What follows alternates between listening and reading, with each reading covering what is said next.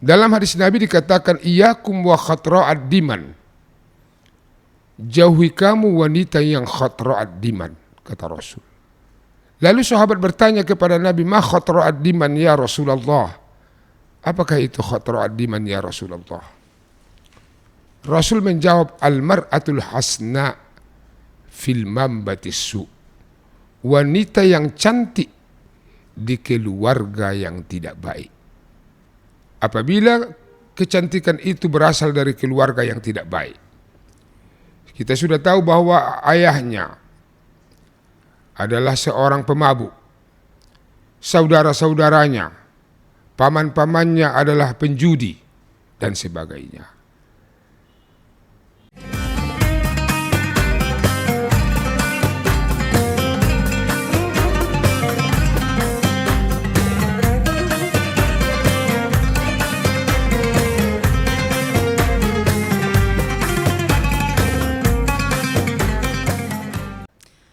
Assalamualaikum warahmatullahi wabarakatuh.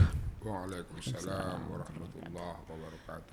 Alhamdulillah, segala puji dan syukur kepada Allah Subhanahu wa taala. Hari ini kita masih diberikan kesehatan dan kesempatan untuk bertemu sahabat TV NU Medan spesial Ramadan. Hari ini kita sudah kedatangannya bukan tamu tapi tuan rumah sebenarnya, yaitu Ayahanda Dr. Haji Muhammad Royhan Nasution MA. Selamat datang Ayahanda. Selamat datang. Apa kabar Ayahanda? Alhamdulillah. Beliau ini yang akan menjadi pemateri kita pada hari ini. Beliau merupakan alumni dari Mustafawiyah ya Ayahanda. Dan juga kuliah di Tripoli S1 dan S2-nya. S3 di UKM di Malaysia ya. Dan beliau juga merupakan Rais NU Kota Medan sampai sekarang ya Ayahanda. Baik, sahabat TV NU Medan dimanapun Anda berada, hari ini kita akan membahas tema yang sangat luar biasa ya, itu berkaitan dengan membangun generasi yang baik atau membentuk generasi yang baik. Jadi kita memperhatikan data-data yang disuguhkan baik melalui pemerintah maupun swasta, bahwa generasi muda ini ada beberapa hal yang bisa dibilang rusak atau terpengaruh lah oleh nilai-nilai barat dan sebagainya. Jadi tema yang kita ambil hari ini adalah bagaimana membentuk generasi muda. Silahkan Ayahanda, gimana kira-kira? Assalamualaikum warahmatullahi wabarakatuh. Waalaikumsalam warahmatullahi wabarakatuh. A'udzu billahi minasy syaithanir rajim. Bismillahirrahmanirrahim. Alhamdulillahilladzi 'allamal insana ma lam ya'lam. Wassalatu wassalamu ala Rasulillah Sayyidil anam Muhammad bin Abdillahin Nabiyil ummi wa khatamil anbiya'i wal mursalin wa ala alihi wa sahbihi ajma'in, amma ba'd. Syukur dan puji sama-sama kita panjatkan kehadrat Allah Subhanahu wa ta'ala, yang mana sampai saat ini kita diberi kesehatan, kesempatan dan kekuatan dapat melaksanakan tugas-tugas kita setiap harinya sebagai khalifatullah di permukaan bumi ini. Kemudian salawat diringi dengan salam sama-sama kita kirimkan kepada junjungan kita Nabi besar Muhammad sallallahu alaihi wasallam yang telah bersusah payah memperjuangkan umat manusia dan mengangkat martabat manusia, sehingga kita semua yang telah mengucap la ilaha illallah Muhammadur Rasulullah telah memperoleh kedudukan dan pangkat yang paling tinggi di sisi Allah, yaitu afdalun nas, manusia yang paling mulia di sisi Allah Subhanahu wa ta'ala. Mudah-mudahan kita ini menjadi umat Muhammad yang senantiasa mengamalkan ajaran yang dibawa oleh baginda Rasulullah sallallahu alaihi wasallam. Amin. Ma'asyiral muslimin, yarhamukumullah. Apabila kita berbicara tentang generasi Islam, apabila kita saksikan generasi kita pada saat ini, banyak yang terkeluar dari garis-garis yang telah ditetapkan oleh agama Islam. Anak-anak kita ada yang terlibat dengan narkoba, ada yang terlibat dengan pergaulan bebas, dan bermacam-macam masalah yang berlaku dan kita saksikan dalam masyarakat. Oleh itu, perlu kita memberikan pedoman khususnya kepada orang-orang tua, bagaimana supaya mereka itu memberikan didikan yang terbaik terhadap anak-anak mereka, agar nantinya mereka anak-anak ini menjadi anak yang baik, anak yang berguna untuk masyarakat, bangsa, agama dan tanah air. Kalau kita berbicara tentang pendidikan dalam Islam, pendidikan dalam Islam itu dimulai sejak anak belum dilahirkan. Berbeda dengan pendidikan di Barat. Kalau menurut Barat, pendidikan itu dimulai sejak anak dilahirkan. Tetapi di dalam Islam, pendidikan itu sudah dimulai sejak memilih jodoh. Makanya Rasulullah SAW telah memaparkan bahwa wanita yang dinikahi itu ada sifat yang perlu dicari. Di sana ada dikatakan limaliha tungkahul mar'atu li arba'. Wanita yang akan dinikahi itu ada 4 sifat. Dilihat dari segi hartanya, limaliha. Walihasabiha, dilihat keturunan. Walijamaliha, dilihat kecantikan.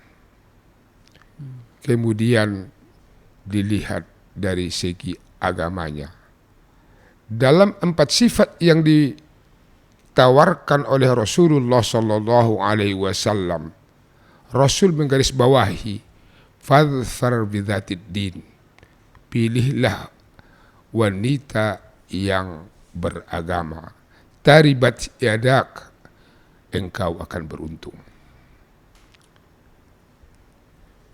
Dari hadis itu dapat disimpulkan bahwa agama adalah merupakan pilihan ketika seseorang memilih jodoh.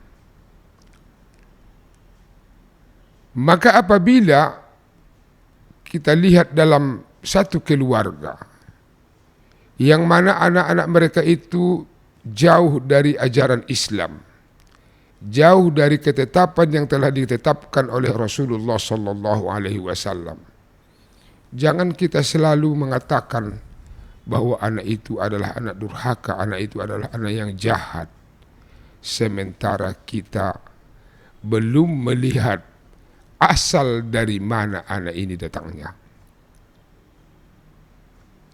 Dalam hadis Nabi dikatakan, iyakum wa khatra'ad diman, jauhi kamu wanita yang khatra'ad diman, kata Rasul. Lalu sahabat bertanya kepada Nabi, ma khatra'ad diman ya Rasulullah? Apakah itu khatra'ad diman ya Rasulullah?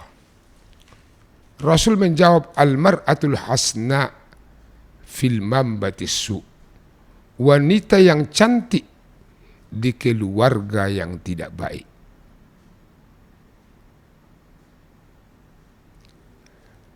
Dalam hal ini pada zaman Rasulullah SAW, salah seorang sahabat Nabi mendatangi Rasulullah dengan mengiring ataupun membawa anaknya.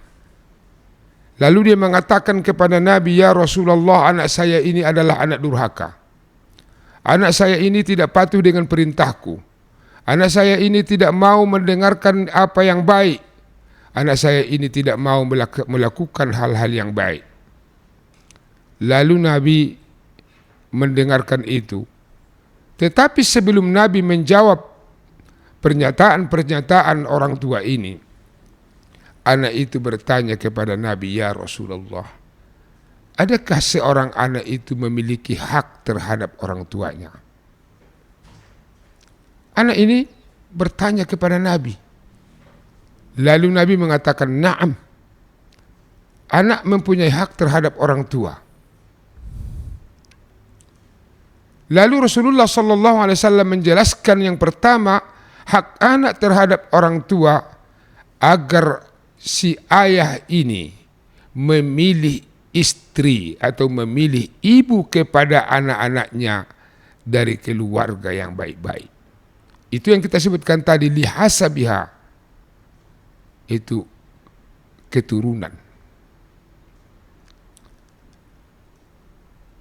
Jadi ketika kita mengatakan ada kaitan dengan keturunan, karena banyak yang kita saksikan dalam masyarakat ketika ayahnya jahat, anaknya jahat. Maka keturunan itu, faktor keturunan ini sangat mempengaruhi terhadap pembentukan anak yang akan menjadi generasi yang akan mengemban tanggung jawab dalam masyarakat. Itu yang pertama, keturunan. Yang kedua, Rasulullah menjelaskan seorang ayah itu memberikan nama yang baik terhadap anaknya. Memberikan nama yang baik kepada anak. Berikanlah nama yang telah digariskan ataupun dinyatakan oleh Rasulullah SAW. Baik yang namanya Ahmad, Ibrahim dan sebagainya. Jangan asal-asal beri nama. Kadang-kadang orang-orang tua terpengaruh dengan budaya barat. Ingin anaknya hebat, dibuatnya lah namanya nama orang barat. Ada yang mengatakan anaknya namanya Fir'aun karena ada dalam Al-Quran. Oh, ini orang tua ini tidak paham tentang pemberian nama. Dipikirnya Fir'aun itu karena terdapat dalam Al-Quran. Asalkan terdapat dalam Al-Quran itu sudah baik. Karena nama ini akan memberi kesan terhadap anak. Ketika nama anak ini jelek, nama anak ini tidak baik, maka nantinya dia akan malu di depan ataupun berhadapan dengan sahabat-sahabatnya. Dan namanya inilah yang nantinya yang akan dipanggil di yaumil mahsyar. Ketika nama yang diberikan orang tua itu kepada kita, nama yang baik, kita akan berbangga nantinya ketika dipanggil di yaumil mahsyar. Yang ketiga, kata Rasul, memberikan pendidikan Al-Quran, pendidikan agama kepada anak. Mulai dari kecil, mereka sudah dididik dengan didikan Al-Quran.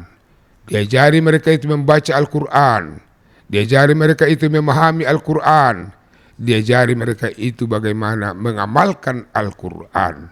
Agar nantinya mereka menjadi anak yang salih, anak yang salihah untuk masa-masa yang akan datang. Ketika Nabi menjawab pertanyaan anak ini,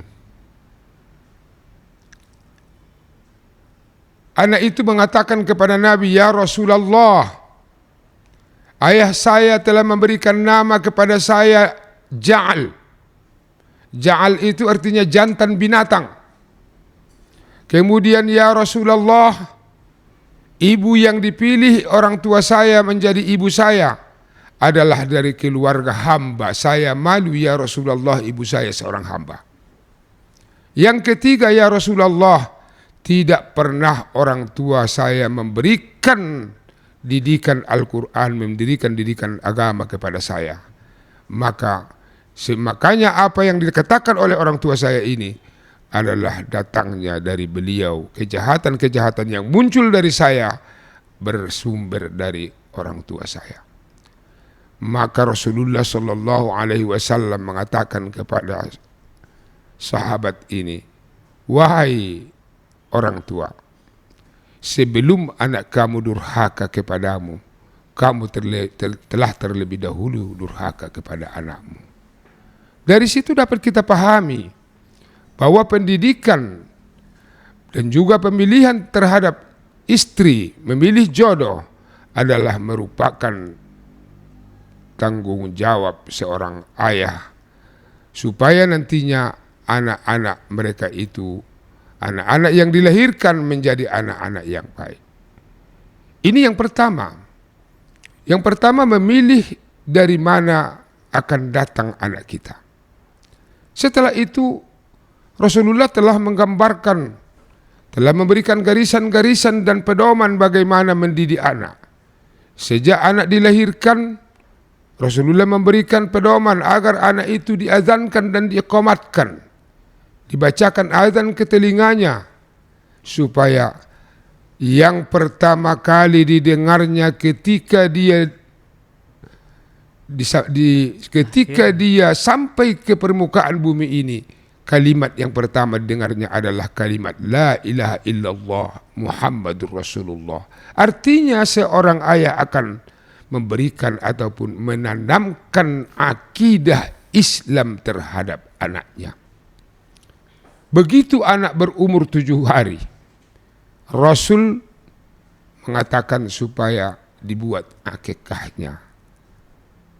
Itu melambangkan anak ini nantinya akan mau berkorban, mau dia melakukan yang baik-baik. Dilaksanakan juga mencukur rambut anak.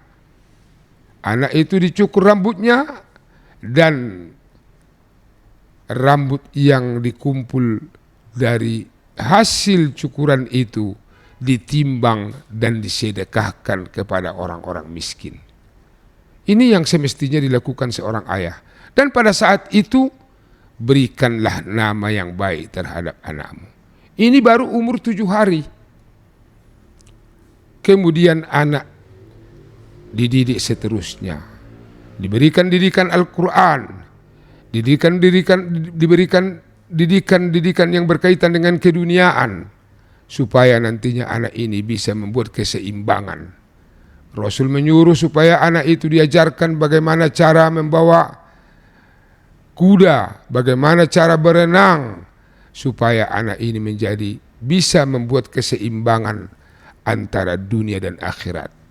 Karena pendidikan di dalam Islam itu membentuk insan kamil, insan yang bisa untuk dunia dan bisa untuk akhirat. Jangan hanya kita menjadikan anak itu sebagai seorang ustadz yang tidak bisa berkarya, tidak bisa melakukan apa yang terbaik kepada masyarakat, hanya berbicara saja. Kadang-kadang ada orang tua membentuk anaknya sebagai tukang doa saja, menunggu orang meninggal biar bisa dia berdoa. Semestinya ada seorang ustadz, kita didik anak kita menjadi ustadz yang bisa berkarya dan bisa memberikan yang terbaik kepada masyarakat. Kalaupun anak kita berikan didikan umum, menjadi dokter, menjadi insinyur dan sebagainya, tapi jadikanlah anakmu menjadi dokter yang beragama, insinyur yang beragama, dan pengusaha yang beragama. Dengan demikian akan muncullah generasi yang kamil, yang sempurna, yang dapat mengemban tanggung jawabnya sebagai khalifah di permukaan bumi ini untuk memakmurkan dunia ini dan memakmurkan masyarakat dan sebagainya.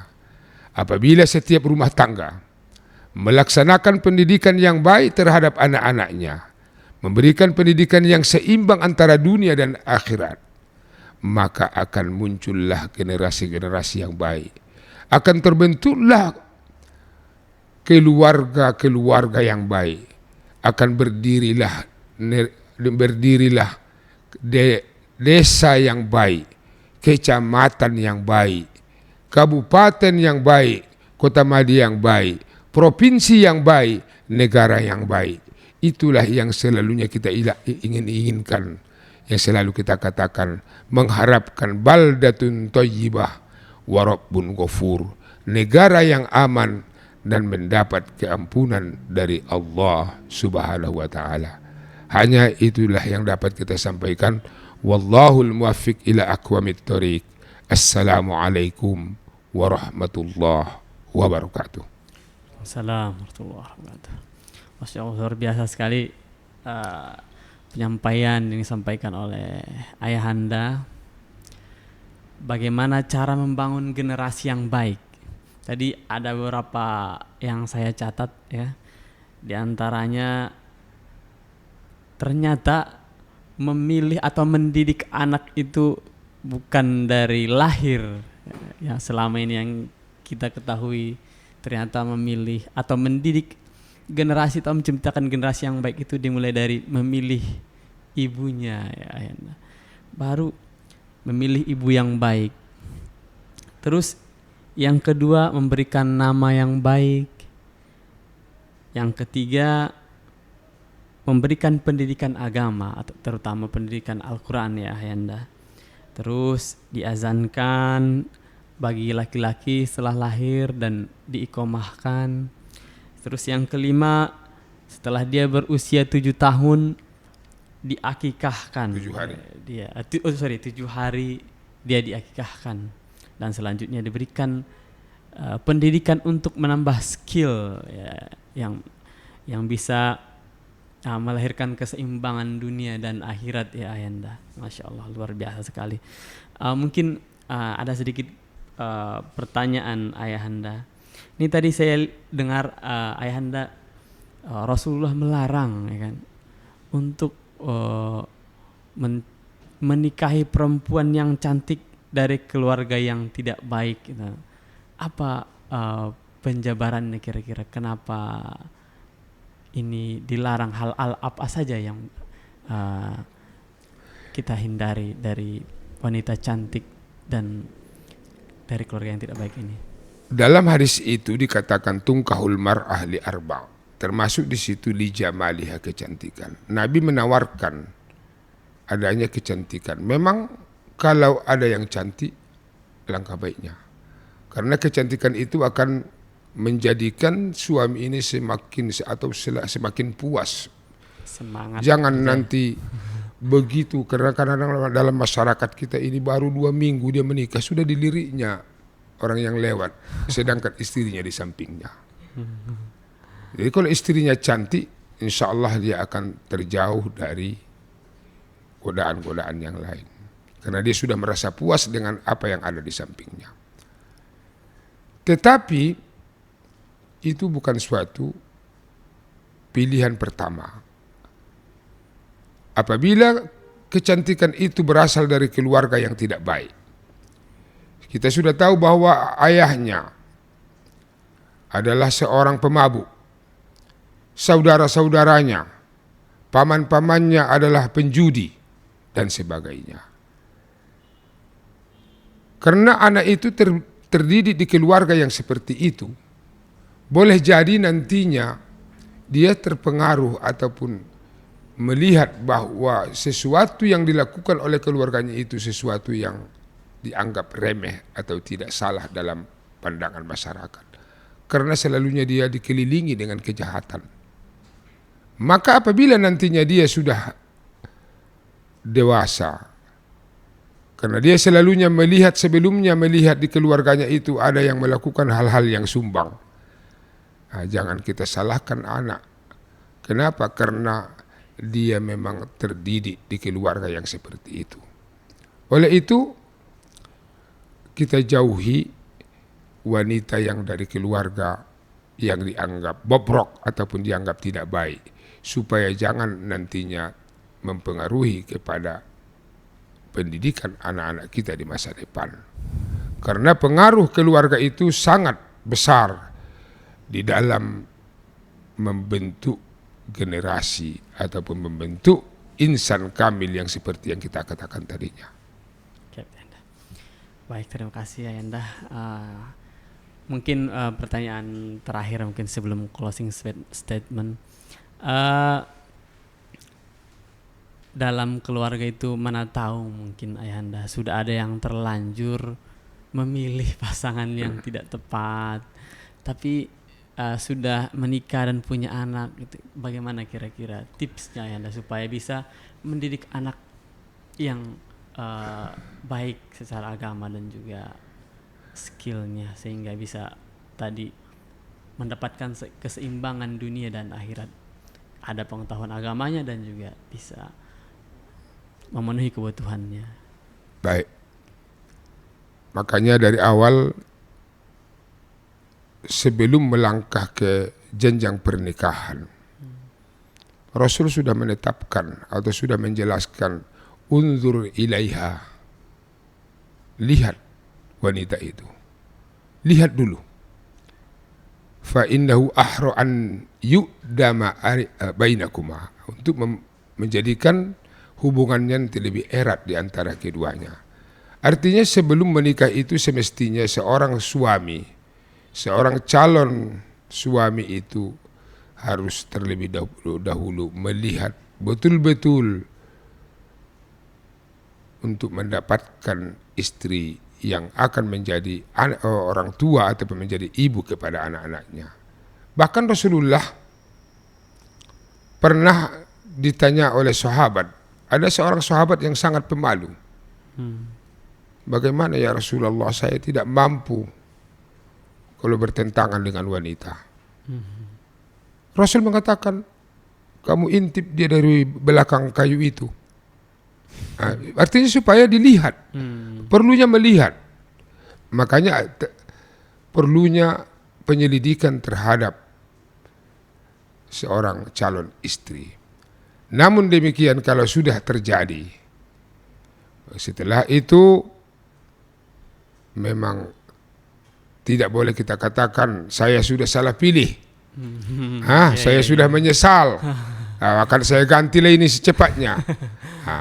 Berusahalah bagaimana pertama didik dulu istri itu supaya menjadi wanita yang baik. Karena dalam Al-Quran dikatakan, inna min azwajikum wa auladikum aduwwan lakum fahdharuhum. Sebagian istrimu, sebagian anak-anakmu adalah musuhmu, maka waspadalah terhadap mereka. Oleh itu, kewaspadaan itu berikan tanggung jawab yang benar terhadap istri. Didik istri supaya dia menjadi ibu yang baik. Insya Allah dengan menjadinya seorang istri itu menjadi istri yang baik, dia akan menjadi ibu yang baik kepada anak-anak.